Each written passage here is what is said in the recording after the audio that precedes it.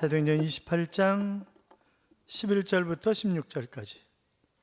사도행전 28장 11절부터 16절까지. 교도하겠습니다. 제가 11절 읽습니다. 석 달 후에 우리가 그 섬에서 겨울을 난 알렉산드리아 배를 타고 떠나니 그 배의 머리 양식은 디오스구로라, 수라구사를 대고 사흘을 거기서 둘러가서 레기온에 이르러 하루를 지낸 후 남풍이 일어나므로 이튿날 보디올에 이르러 거기서 형제들을 만나 그들의 청함을 받아 이를 함께 머무니라. 그래서 우리는 이와 같이 로마로 그곳 형제들이 우리 소식을 듣고 아피오 광장에 트레이스 타베르네까지 맞으러 오니 바울이 그들을 보고 하나님께 감사하고 담대한 마음을 얻으니라. 우리가 로마에 들어가니 바울에게는 자기를 지키는 한 군인과 함께 따로 있게 허락하더라. 아멘.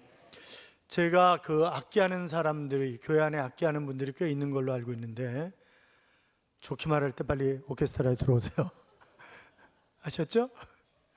같이 인사하겠습니다. 주의 이름으로 잘 될 것입니다.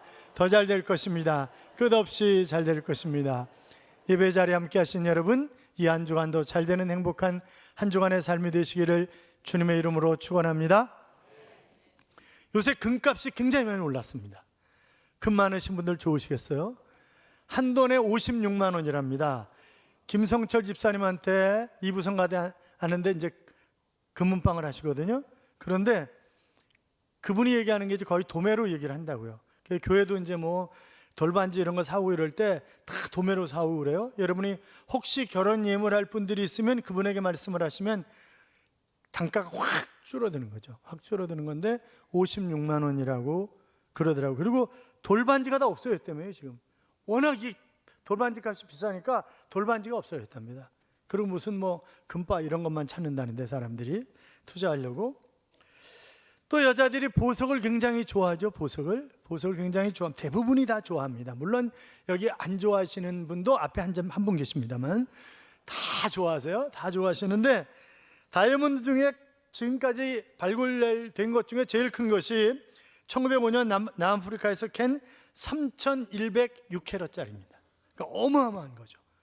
영국 황실에는 530캐럿짜리가 있다고 합니다.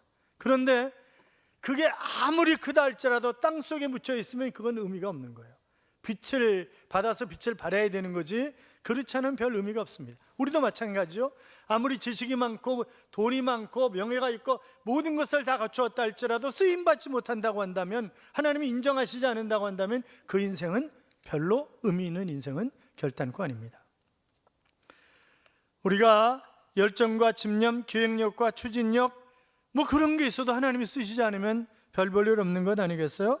그러니까 한 시대에 정말 빛나게 쓰셨던 그런 인물을 우리가 계속해서 보고 있잖아요. 바울이라고 하는 사람입니다.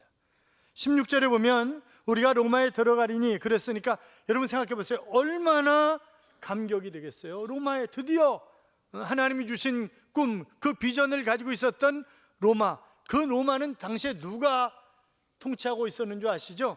네로라고 하는 사람이 자기 어머니를 죽인 그런 인간입니다. 뿐만이 아니라 남의 아내 빼앗아 가지고 그래가지고 데리고 살다가 싫다고 죽여버리고 그 여인을 통해서 태어난 아이를 물속에 쳐박아 죽이고, 보통 잔인한 인간이 아니에요. 물론 학자들 간에 약간의 차이가 있습니다. 특별히 교회사가들은 그거를 뻥튀기를 쳐가지고 굉장히 많이, 저는 뭐 교회사 또 일반 역사를 동시에 다 전공을 했기 때문에 이제 얼마나 뻥인지 그런 걸 잘 알고 있습니다만, 학자들 간에 약간의 차이가 있지만, 그러나 그 로마가 14개 구역으로 되어 있었거든요. 그런데 10개 구역이 네로 때 전소를 했습니다. 그러니까 기독교인들이 그렇게, 왜냐하면 그가 그 휴가 중이었다가 여러 차례 말씀드렸잖아요. 불타는 로마를 딱 바라보면서 트로이 함락시를 읊고 있었기 때문에 야, 이거 황제가 미친 거 아니냐? 소문이 점점 안 좋게 나가니까 그것을 기독교인들에게 뒤집어 씌운 거죠. 물론 교회사가들은 네로가 불을 냈다 그러지만 네로는 휴가 중이었기 때문에 그 불을 낼 수가 없는 거예요. 그거는. 그러니까 그건 교회사가가 만들어낸 말이고, 그러니까 아마 기독교인 공동체가 사는 그런 불악에서 불이 처음 시작됐을 거예요. 그리고 바람이 많이 부는 날이었기 때문에 그래서 불은 급속하게 번져나갔고, 이건 제 설이에요. 설은 썰이 될 수 있어요? 그거는 이미 그 서양사학회 회장이셨던 지동식 교수님이 그럴 수 있겠다고 그러면서 내가 그 이론을 써먹어도 되겠느냐 그렇게 얘기를 했으면 마음대로 하시라고 이제 그랬었기 때문에 그게 뭐 완전히 틀린 얘기는 아니에요. 그럴 가능성이 굉장히 큰 거죠. 그럴 가능성이 굉장히 큰 건데 어떻든 기독교인들에게 다 뒤집어 씌운 거예요. 그래가지고 그들을 십자가에 못 박아 죽이고 짐승의 가죽을 입혀가지고 그리고 짐승들을 사나운 짐승들을 풀어가지고 짐승의 먹이가 되게 만들고 목을 잘라가지고 머리를 횃불로 쓰고 이랬던 장본인이 바로 네로였단 말이죠. 그런데 그 네로가 통치하는 그곳에 그렇게 가기를 원했던 사람이 바로 바울이었습니다. 왜요? 복음으로 로마를 정복하고 싶은 그런 열정이, 아니 주님이 이미 너를 이방인의 사도로 그렇게 쓰시겠다고 분명한 목적을 가지고 사도 바울을 부르셨습니다. 그래서 그는 이방인 선교에 대한 꿈을 가졌고 그 당시에 땅끝으로 여겨졌던 그런 로마를 정복하면 전 세계에 다 흩어져 복음이 들어갈 수 있기 때문에 그는 로마에 가서 복음을 전하기를 원했고, 이제 드디어 로마에 들어가니까 얼마나 감격이 됐겠어요. 사랑하는 여러분, 우리가 힘들고 어렵다 할지라도 여러 가지 과정을 거치지만 그러나 하나님께서 반드시 그 꿈을 이루어가게 하실 줄로 믿습니다. 꿈이 이루어지는 데는 여러 가지 과정이 있어요. 풍랑 가운데 계획하지 않은 곳으로 갔지만 하나님은 그 멜리데 섬의 원주민들을 준비시켜 주셨습니다. 여러분 생각해 보세요. 276명이 14일 동안 사투 끝에 도착한 곳이 자기들이 가기를 원했던 베닉스 항이 아니라 멜리데 섬이었습니다. 이 멜리데는 지금은 그 주변에 있는 두 개의 섬을 합쳐가지고 몰타 공화국이 되었어요. 그래서 약 40만 정도의 인구가 있습니다. 그곳에 도착을 한 거예요. 그런데 지금 그 토착인들이 군복을 입은 사람들이 있습니다. 죄수복을 입은 사람들이 있습니다. 상인들도 있습니다. 야, 이게 웬 떡이냐? 그 사람들을 노예로 삼는 게 보편적인 그런 일이었어요. 그런데 그들을 바라보면서 연민이 생기는 거예요. 동정이 생기는 거예요. 그래서 먹을 것도 갖다 주고 옷이 다 젖었으니까 옷을 말리도록 불 피우라고, 그리고 막 나무도 갖다 주고 오니까 또 이 죄수들뿐만이 아니라 배에 탔던 276명이 막 나무를 가져오는 거죠. 그리고 불을 떼는 거예요. 그런데 하필이면 바울이 긁어 모은 그 나무를 딱 내려오는데 거기 독사 한 마리가 있었던 거예요. 그래가지고 탁, 뜨거 이러면서 손을 콱 물은 거죠. 그러니까 토착민들의 생각에는 그들의 문화의식이 그런 거죠. 야, 신이 물에서는 저를 살려주었지만 그러나 얼마나 죄가 많길래 뱀에 물려 죽게 되느냐, 이제 그렇게 생각을 하고 신의 심판이다 라고 하는 생각을 하게 된 것입니다. 사랑하는 여러분, 우리도 때때로 삶의 과정 속에서 어려움을 만날 수도 있습니다. 내가 계획하지 않았던 그런 직장에 취직할 수도 있고, 학교에 입학할 수도 있고, 결혼도 보니까 어떻게 하다 보니까 결혼했을 수도 있고, 내가 원하지 않았는데 자식이 생겼을 수도 있고, 이런저런 그런 일들이, 그렇잖아요. 원치 않은데 내가 병원에 입원할 수도 있습니다. 이럴 때 우리는 뭐라고 얘기해요? 하나님 왜? 하나님 왜 하필이면? 그러나 잠언 16장 9절에 보시면 사람이 마음으로 자기의 길을 계획할지라도 그 걸음을 인도하시는 이는 누구시라고요? 여호와시니라 그랬습니다.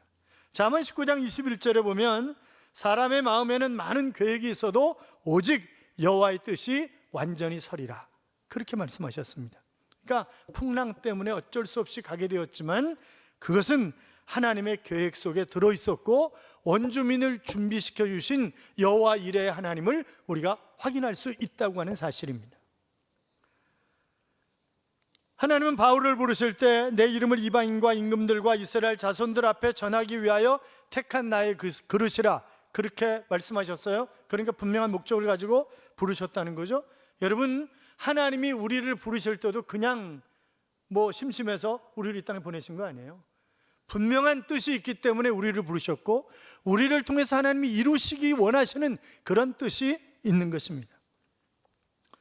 하나님께서는 폭풍 가운데 가이사 앞에 설 것을 분명하게 말씀하셨고, 그래서 이렇게 말씀하셨잖아요. 바울아, 두려워 말라. 내가 가이사 앞에 서야 하겠고, 그렇게 말씀하셨습니다. 그런데 갑자기 황제 앞으로 가는 거 아니에요. 자, 벨리스 총독에게 2년 동안 어려움을 겪었습니다. 그리고 새로운 베소도 총독에게 또 어려움을 겪었습니다. 아그리빠 왕에게 신문을 받습니다. 얼마나 힘든 그런 과정을 거치는 거예요. 그런데 힘든 과정을 거쳤던 욥이 이렇게 얘기를 했죠. 나의 가는 길을 오직 그가 아시나니 나를 단련하신 후에는 내가 순금같이 나오리라. 그렇게 말씀하셨습니다. 광야에서 수많은 어려움을 만났던 이스라엘 백성들을 향해서 하나님은 신명기 1장 30절 이하에서 이렇게 말씀하십니다. 너희 앞서 행하시는 너희 하나님 여호와께서 애굽에서 너희를 위하여 너희 목전에서 모든 것을 행하신 것 같이 이제도 너희를 위하여 싸우실 것이며 광야에서도 너희가 당하였거니와 사람이 자기 아들을 아음같이 너희 하나님 여호와께서 너희의 행로 중에 너희를 안으사 이곳까지 이르게 하셨느니라 그랬습니다. 뿐만이 아니라 신명기 1장 33절에 보시면 그는 너희 앞서 행하시며, 믿으십니까? 하나님은 우리의 앞서 행하시는 그런 하나님이십니다. 사랑하는 여러분, 그렇기 때문에 겨우 목숨을 건졌지만 그러나 순간순간 하나님이 역사하시고 도우시고 일을 만들어 가시는 그런 모습을, 자, 바울이 안 죽어요. 독사에 물려 있는데도 죽을 줄 알았는데 오히려 뱀은 불에 떨어져 죽고 바울은 조금도 이상이 없었습니다. 그래서 6절에 보면 사람들이 바울을 신이라고 여기기 시작하는 거예요. 바울을 대하는 태도가 180도 바뀐 거죠.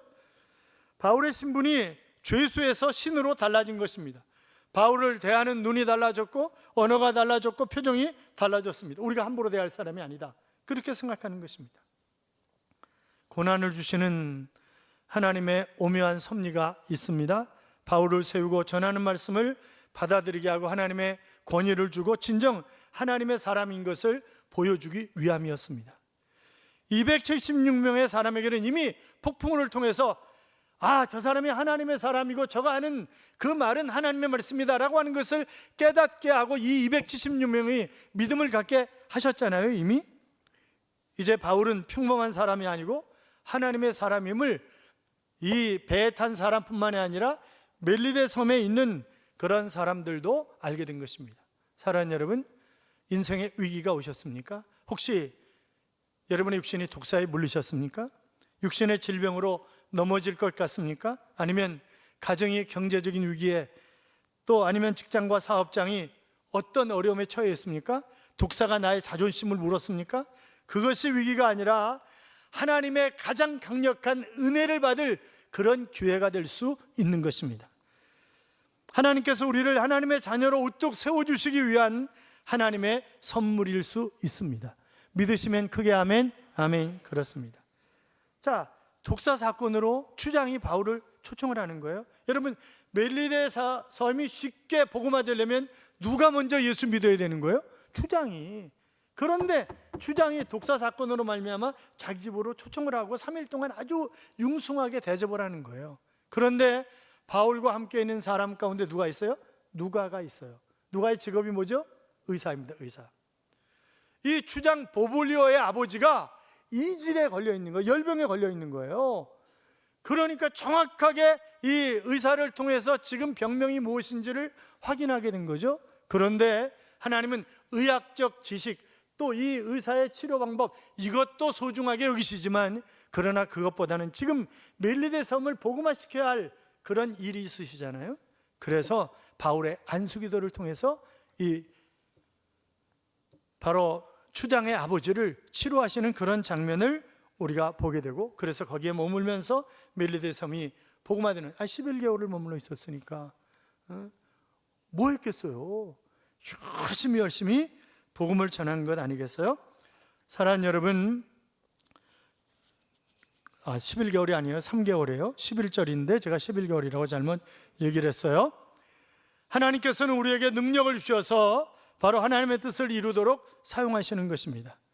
아직도 로마에 가기까지는 여러 가지 과정들이 남겨져 있습니다. 마지막 여정이 오늘 본문에 나와 있는데 수라구라, 레기온, 보디올, 그런데 이 수라구로는 멜리데로부터 약 150km 떨어져 있는 항구입니다. 유명한 수학자인 아르키메데스의 고향이죠. 보디올은 그곳에서 약 340km 떨어진 그런 항구입니다. 아니, 빨리 로마로 보내시지 굳이 이렇게 자꾸 왜 이러실까? 그렇게 우리가 생각해 볼 수 있는데 바울은요 한 번도 투덜거리지 않아요. 가는 곳마다 그곳에서 사람들을 만나게 하시고 복음을 전하게 하시고 예수쟁이로 만들어 가시는 거예요. 그러니까 그는 너무 신나는 거죠. 어디 머물든지 복음을 전하고 예수쟁이로 만들고 그것을 교회로 만들고 그렇게 하면서 로마까지 가는 것입니다. 여러분, 과정 없는 결과란 있을 수 없는 거잖아요. 우리 문화는 너무나 과정을 무시하는 그런 경향이 있습니다. 과정 자체로 인정받는 사회가 되지 못합니다. 늘 결과지상주의잖아요. 업적지상주의입니다. 출세지상주의입니다. 그러나 아무런 결과가 없다 해도 별로 출세를 하지 못했다 할지라도 우리 하나님은 우리의 인생 과정을 귀하게 여기시는 그런 하나님이십니다. 바울은 이제 보디올에서 로마로 향했습니다. 그리고 바라고 소원한 땅인데 고독하게 죄수의 몸으로 간다 이렇게 생각할 수 있지만 그러나 그 곁에 누가가 있고 또 백부장을 위시한 그 안에서 배 안에서 전부 예수 믿은 그런 사람들이 같이 있는 거잖아요. 아니 누구보다 하나님이 함께 계시기 때문에 결단코 외로운 길은 아니었습니다. 많은 사람들이 항구마다 영접을 하는 거예요. 15절에 보면 신앙의 동역자들이 바울이랑의 소식을 듣고 이 앞비오 광장까지 나와서 마중을 합니다. 이 앞비오스 광장이라고도 얘기를 하는데 로마의 장군들이 전쟁에서 승리하면 반드시 이곳을 통해서 들어오는 것입니다. 그러면 황제가 자기 친위 부대를 자기가 가장 아끼는 사람들을 앞비오스 광장까지 보내서 영접을 하는 거예요. 바울이 개선 장군은 아니지만 마치 이제 각 섬을 복음으로 정복하고 들어가는 그런 장군처럼 바로 이 로마를 향해서 들어가고 있는 것입니다. 뿐만이 아니라 삼관이라고 하는 단어가 나오는데 세계의 숙소라고 하는 그런 뜻이에요. 로마로부터 약 50km 떨어진 그런 지점인데 그곳에서도 역시 성도들이 나와서 이미 바울은 고린도에 있을 때 로마서를 써서 로마에 보냈었습니다. 그러니까 수없이 많은 사람들이 예루살렘에 와서 복음을 듣고 간 사람들도 있고 그 로마서를 통해서 복음을 들은 그런 사람들도 있고 그래서 바울이 이미 로마에 갈 때는 상당히 많은 사람들이 복음을 듣고 예수님과 돼 있었던 거예요. 그것은 우리가 로마서 16장에 보면 거기 나와 있는 사람들의 이름이 쭉 나옵니다. 그 사람들은 대개 그 당시에 1세기 때에 이 이름은 이 사람이 자유인이냐 아니면 로마인이냐 자유시민이냐 노예냐 해방노예냐 이런 것이 거의 구분되는 거예요. 그 16장에 나와 있는 사람들은 거의 다 해방노예들이에요.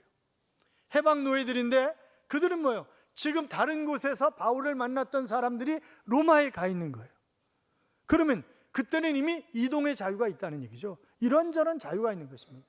그러니까 우리가 일반적으로 생각하는 그 당시에 자유가 없었다, 재산도 가지고 있을 수 없었다, 그건 다 교회 사가들이 만들어낸 거짓말이다, 그렇게 이야기할 수 있습니다. 다 가지고 있었습니다. 이미 그건 뭐 옮겨간 것들을 다 보면 우리가 알 수 있는 이제 그런 것들이죠. 자, 어떻든 어떤 곳에 가든지 바울을 환영하고 맞이하는 그런 사람들이 있었기 때문에 그 하나님 앞에 감사하고 힘을 얻고 위로를 얻었다라고 하는 그런 이야기가 오늘 본문에 기록되어 있었습니다. 여러분, 지금 우리가 가는 길이 어떤 길입니까? 아무도 없이 홀로 가는 길이라고 생각을 하십니까? 육신의 질병 때문에, 경제적인 문제 때문에, 인간관계 때문에, 이런저런 그런 문제 때문에 마치 바울이 죄수의 몸으로 로마에 가는 것처럼 내가 인생길을 가고 있는 것은 아닌가, 그런 생각이 드십니까? 그러나 어떤 길을 가더라도 우리가 믿음으로 이겨내야 합니다. 우리에게 비전을 주신 하나님, 우리의 과정이 필요해서 우리를 인도하시는 그 하나님이 우리에게 동력자도 붙여주시고 필요한 모든 것들을 붙여주실 줄로 믿습니다.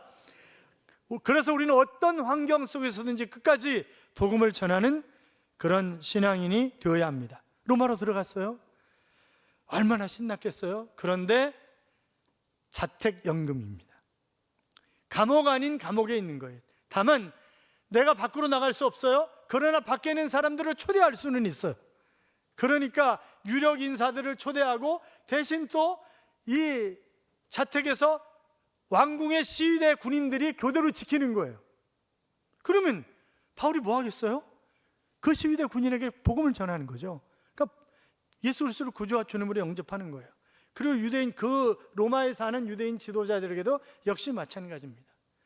또 그곳에서 시간이 많이 남으니까 뭐예요? 거기서 또 편지를 쓰는 거예요. 그것이 앳빌골몬 옥중서신이잖아요. 에베소서, 골로새서, 빌레몬서, 빌립보서, 이 네 권의 성경을 그 감옥에서, 감옥 아닌 감옥에서 쓰게 되는 것입니다. 그러니까 그 장소가 교회도 되고 그 장소가 성경 연구소도 되고 이런저런 정말 귀한 일들을 감당하는 그런 장소가 되는 것을 볼 수 있습니다. 그래서 나중에 빌립보서 4장 22절에 보면 이런 이야기를 하고 있어요. 모든 성도들이 너희에게 문안하되 특별히 가이사 집 사람 중에 몇이니라. 그러니까 네로 황제의 가족 가운데 예수 믿는 사람들이 생겼다, 그런 얘기를 지금 하고 있는 것입니다. 그러니까 얼마나 놀라운, 만약 바울이 거기 있지 않았다면 어떻게 네로 황제의 가족들에게 복음을 전할 수가 있었겠어요? 그거는 말이 안 되는 얘기죠. 자, 그곳에서 약 2년 정도 기다려야 하는 것입니다. 그곳에 2년 있는 동안은 정말 행복한, 그래서 바울이 이런 고백을 하죠. 빌립보서 1장 12절에 보면 나의 당한 일이 오히려 복음의 진보가 되었노라, 그렇게 얘기를 합니다. 사랑하는 여러분, 우리에게 어떤 환경이 주어질는지 모릅니다. 꼭 예수 믿으면 육신적으로 건강해지고 경제적으로 윤택해지고 모든 것이 잘 되기만 하는 것은 아닙니다. 때로는 바울처럼 그렇게 소원했던 소원의 항구에 들어갔는데 오히려 감옥 생활을 할 수도 있습니다. 그러나 어떤 환경에서도 우리가 꼭 붙들어야 할 것은 예수 그리스도이십니다. 과정이 필요해서 허락하신 것입니다. 따라서 어떤 환경에 처할지라도 나의 비전을 이루어 주시는 하나님을 바라보고 견디며 과정을 복음을 전하는 기회로 삼고 멋지게 승리하며 꿈을 이루어가는 그런 사명자들이 되시기를 주님의 이름으로 축원합니다. 우리 같이 기도하겠습니다. 사랑하는 여러분, 하나님이 여러분에게 비전을 주셨습니까? 그것은 반드시 이루어지는 것입니다. 그러나 그 과정들이 있습니다. 우리는 그 과정을 불평하지 말고 하나님의 뜻으로 이해하고 믿음으로 그것을 이겨나가는 것입니다. 그래서 끝내는 사명 따라 멋지게 이루는 삶을, 꿈이 이루어지는 그런 삶을 살아가는 하나님의 자녀 될 수 있도록 우리가 합심해서 기도할까요? 살아계신 하나님 아버지, 감사합니다.